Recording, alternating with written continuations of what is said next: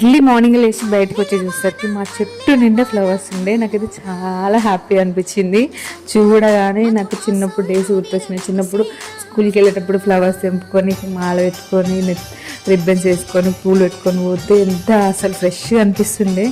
అది చూడగానే నాకు అది గుర్తొచ్చింది. ఆ పూలన్నీ తెంపిన.